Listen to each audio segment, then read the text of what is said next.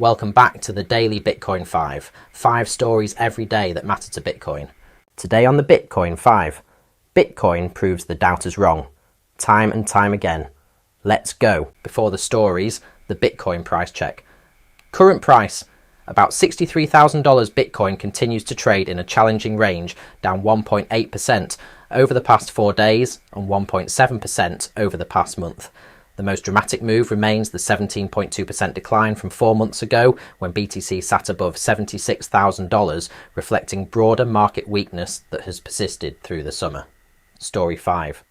Wholecoiner status gets more exclusive.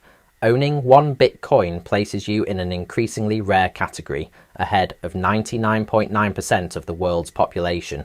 With only 21 million Bitcoin that will ever exist and a global population exceeding 8 billion, the math is unforgiving.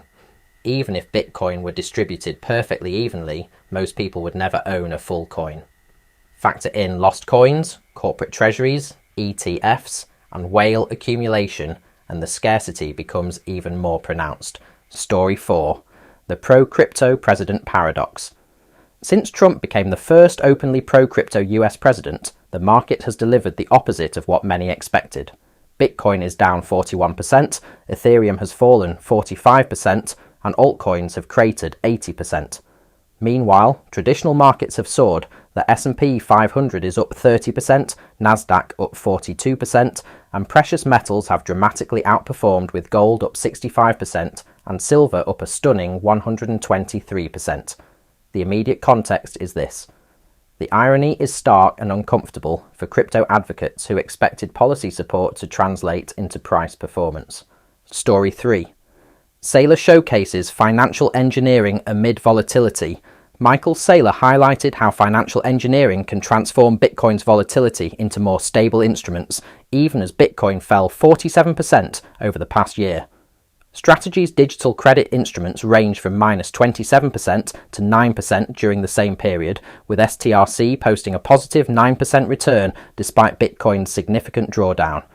Saylor's point is clear. Sophisticated financial products can be designed to reduce downside risk while still capturing Bitcoin exposure. These instruments aim to provide income stability and protection that raw Bitcoin holding doesn't offer, potentially making Bitcoin more palatable to risk-averse institutional investors. Story 2. A brutal week for crypto markets. The past week delivered a harsh reality check across crypto markets, with $85 billion wiped from the total market cap. Bitcoin fell to a 31-day low of $62,500, while Bitcoin ETFs recorded their largest outflows in 6 weeks at $389 million. Even Michael Saylor's strategy added to selling pressure, offloading another $108 million worth of Bitcoin. The altcoin market took the hardest hit, with total altcoin market cap closing at its lowest weekly level in nearly 3 years. Bitcoin peaked at $126,000 in 2025, before falling to current levels around $60,000, triggering the familiar chorus of "Bitcoin is dead" declarations. But history shows this script has played out repeatedly. From $30 to $5 in 2012, from around $1,330 to $200 in 2015, from $19,000 to $3,300 in 2018, and from $69,000 to $16,000 in 2022. Each time, the prophets of doom were proven wrong as Bitcoin recovered and reached new heights. That's today's Bitcoin 5. Let me know your favourite story from today in the comments below, and subscribe now so tomorrow's update lands directly in your feed. I'll see you tomorrow.